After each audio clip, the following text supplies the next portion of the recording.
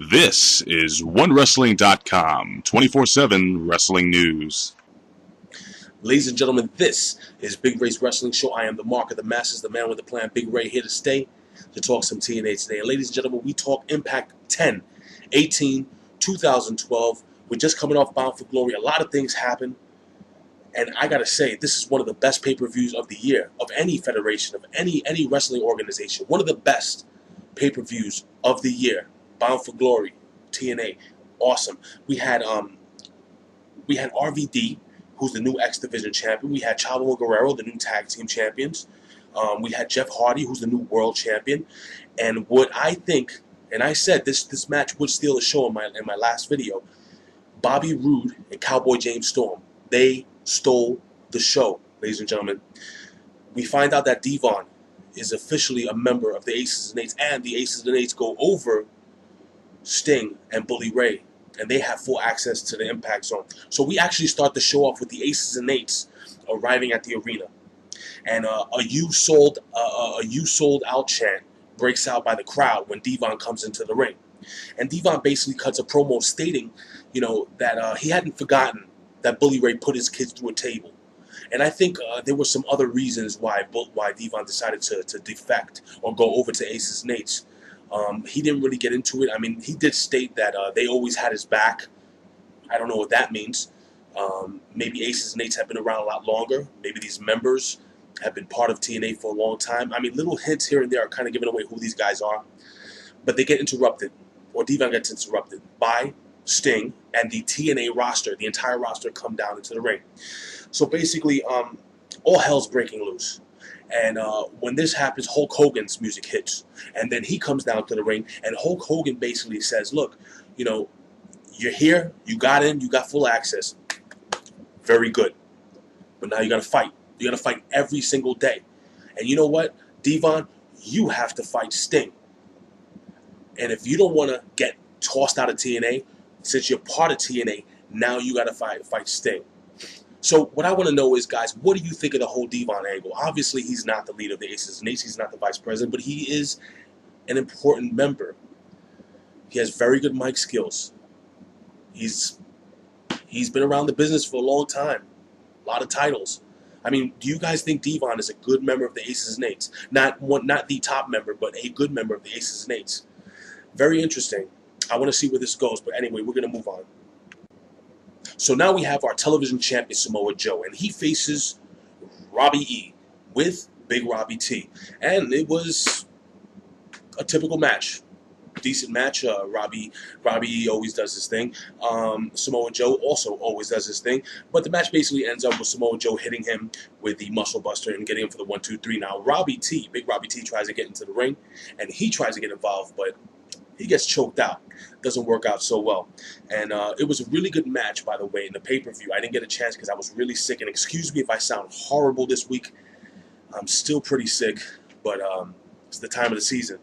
But I thought it was a phenomenal match between Samoa Joe and... So we have Joseph Parks backstage with Hulk Hogan, and he wants a piece of the Aces and Eights. He wants to get back at them. Which makes me kind of think, man, wouldn't it be funny if the whole time Joseph Parks, if he wasn't being tortured, if he's just another member of the Aces and Eights, Joseph Parks, maybe his brother Abyss gets involved. But anyway, yeah, so, he wants a piece. Bully Ray comes and interrupts, and he says, you know what, I want to face Devon. I know him like the back of my hand. He's my brother, blah, blah, blah, so on and so forth. And Hulk Hogan said, wait a second, brother. Dude, you said that you knew him the whole time. He's like a brother to you, but did you know he was part of the Aces and Eights? No. So Sting will take care of business. Championship Thursday next week, they're going to have a fatal four-way to determine who the #1 contender for the World Heavyweight Championship will be. And Hulk Hogan wants Bully Ray to focus on that. That's going to be what Bully Ray is going to be working on down the line. So with that said, we move on. We see Jeff Hardy, the new World Heavyweight Champion, the TNA World Heavyweight Champion. And I got to say this, I love Jeff Hardy. I really wish Austin Aries would have won the match. I think Austin Aries is the best talent on TNA. This is my opinion. I would like to know what you guys think. On the mic, in the ring, He doesn't have the physical presence, but his charisma and his confidence, his cockiness actually put him over. I think Austin Aries is top notch. And I honestly feel that the only reason that they gave Jeff Hardy a title run is because his contract is up soon. So I'm very disappointed that Austin Aries didn't win, but I am happy that another prediction I had was that Austin Aries is turning heel. He's turning heel, and I think Austin Aries is a fantastic heel. So if he is turning heel, I will take that over Jeff Hardy's title run. And another thing, this is my opinion. I really, really want to hear from you guys. Please leave a comment below about this. I think the TNA World Heavyweight Championship, the belt itself, and I can't wait for Christmas because I'm actually going to pick up one of those replica belts. But I think it is phenomenal. It is probably the most beautiful belt in all of wrestling. And then they're gonna put that what I feel is that silly looking clown Jeff Hardy championship belt.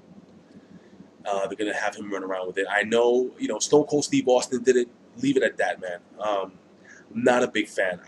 I think the TNA World Heavyweight Champion should walk around with that beautiful, beautiful, gorgeous belt. But anyway, Jeff Hardy comes into the ring and he's celebrating and thanking all the fans for supporting him, the creatures of the night, so on and so forth. And he gets interrupted by Austin Aries. And Austin Aries comes down with some balloons and what else? Cookies. He comes down with some cookies to give to Jeff Hardy. And Austin Aries cuts one of the best heel promos in a long, long time. Hilarious, convincing. Offers Jeff Hardy a cookie.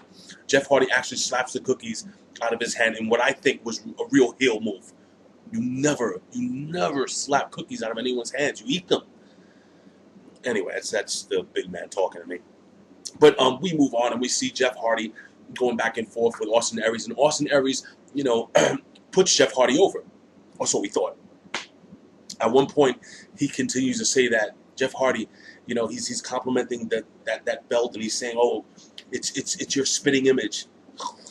It's your spitting image." And he spits on the belt. Ultimate sign of disgrace. And Jeff Hardy gets incensed. He gets upset. Tries to hit him with a twist of fate. Does not get it. Austin Aries has now done a full heel turn, which is phenomenal. I am extremely excited to see this. Now I think this rivalry will heat up. Anyway, we move on and we see we see AJ Styles in the next match versus Kurt Angle versus Christopher Daniels, which was actually a really cool match. And there was a lot of respect between Kurt Angle and AJ Styles. They made a really great tag team, but they're singles competitors. They're a great tag team. Don't get me wrong. I think they would have been great tag team champions. But the fact of the matter is that these guys are better in the singles scene. That's how I feel. I'd like to know what you guys think. But anyway, backstage prior to the match, we had AJ Styles basically explaining that to Kurt Angle, saying, "Look, man, I want to be the world champion. You want to be the world champion." Basically they broke up to follow their singles title dreams, I guess you could say. But really, really good match. One of the better matches of the night. The match ends where basically AJ Styles is on the apron and Daniels with his back to him. Kurt Angle knocks Daniels into AJ Styles, who falls out of the ring. Kurt Angle hits the angle slam for the clean 1-2-3. Now, is there an AJ Styles heel turn? Because Kurt Angle extended his hand to shake, and AJ Styles did that whole sore loser thing. I always felt that AJ Styles made a better heel than a babyface. That's just my opinion. A lot of people think the opposite. But the only time I really didn't enjoy him as a heel was when he was doing that whole little Ric Flair thing. That sucked. But other than that, I think AJ Styles, and I think they've always wrote him. The writers have wrote him really well. So yeah, it looks like AJ Styles may be turning heel, and which if Kurt Angle and AJ Styles is going at it, I would watch that match 12 times a week if I could. I mean, those guys would put great matches together. Hopefully they have a match at the pay-per-view. Anyway, we move on. So now we have Joey Ryan backstage. He finally meets Hulk Hogan, and Hulk Hogan basically says he puts Joey Ryan over big time, I think, for Hulk Hogan. And he says that Joey Ryan, all he needs to do is get that 87%, make it 97%, and we've got a superstar in our hands. Now Matt Morgan is pissed. He is upset. He is not happy. He said that Hulk Hogan broke his promise that he would be a household name. The fact of the matter is that Matt Morgan, is one of the best big men in the business, period. A lot of people make fun of him. They say that he's funny. He does this a lot when he talks. He talks with his hands. I don't know what that means, but they say that he's just not a good mic guy. I don't see that. I really don't. I think he's actually pretty decent on the mic. In the ring, big guy. I think fantastic in the ring. Really, really good. One of the better, bigger men in the ring. And I think the WWE or TNA is lucky that the WWE didn't grab him back up, because I think they would have made. I think they would have taken him to the next level. But what's your opinion? What do you think Matt Morgan will do for the TNA product? Do you think he will be anything? Do you think he will finally win the World Championship? I mean, like, what do you think Matt Morgan's role will be in the company? Very interested to see. And so he's going back and forth for Hulk Hogan. Hulk Hogan's making all these, I guess, excuses, saying, oh, when the writers this and the writers that, and they say you couldn't talk on a mic and so on and so forth. And Matt Morgan does, in one of the most uncomfortable things I've seen since Heidenreich and Michael Cole, he pins Hulk Hogan down against the wall with his arm out like this, holding Hulk Hogan pinned against the wall. And I thought he was going to kiss Hulk Hogan in the mouth. Oh, I don't even want to think about that. And he basically says that, you can take everything that you said and shove it up Apter's alley. But anyway, shout out to my man Bill Apter.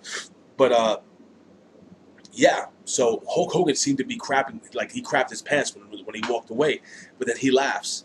And so what I basically got out of this, Hulk Hogan's excited and happy that Matt Morgan got some fire under his belly. Now, Cowboy James Storm comes to the ring to celebrate, and Bobby Roode interrupts him. Now prior to this, actually, you know what? I have a Twitter follower, and every week I try to take one of you guys' tweets, and I'll post it. And my buddy Chris Perez, he posts this tweet. Now, the truth is, I actually agree. I agree with Chris. I think TNA.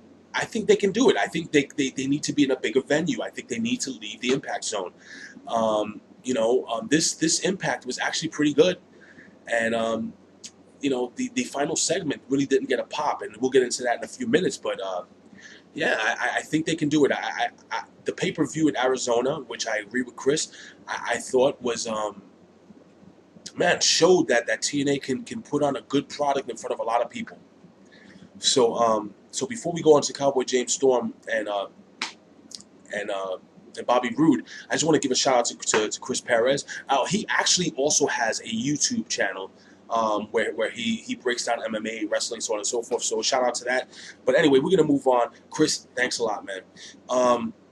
Cowboy James Storm is putting over the match, in which was one of the most phenomenal matches. Like I said, the match stole the show. And Bobby Roode comes into the ring, interrupts him, and basically, he says, how, he carried him all these years, so on and so forth. And basically, he gets the last call, the super kick to the face. Cowboy James Storm sprays the audience with beer, and the show, and I think that's it. I mean, if I'm correct, Mike Tna actually stated how this is the exclamation point on a rivalry.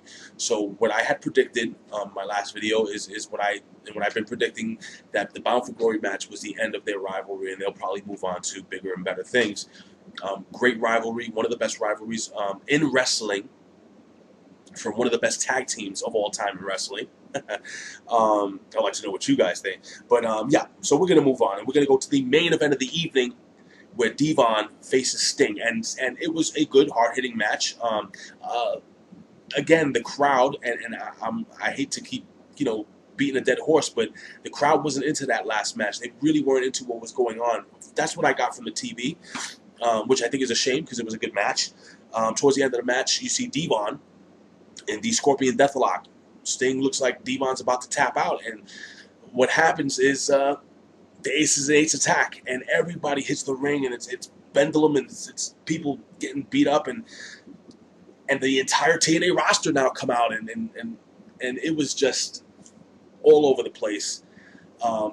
Aces and Eights are going to be a problem. I feel that during the next, maybe before the next pay-per-view, this is again my opinion, we will probably find out at least who the vice president is. Tell me who you think the vice president is. I have an idea of who the leader is, but I would like to know who you think the mouthpiece of the Aces and Eights is. Leave a comment below. Guys, it's always a pleasure. Like I always say this, I would do it for a living, but if I can, I would do it anyway. Why? Because I love talking wrestling. Ladies and gentlemen, meet me here every single week at onewrestling.com or YouTube/OneWrestlingVideo. Follow my buddy, the Mass Tweeter X. Follow Lady B NYC. They're also on Twitter. And, of course, the Godfather Bill After. And, again, another special thanks to my friend Chris Perez. Please leave me a tweet. Follow me on Twitter at Big Ray's Show. Ladies and gentlemen, this is Big Ray's Wrestling Show. I hope you have a fantastic week, and I hope to see you next week. Peace.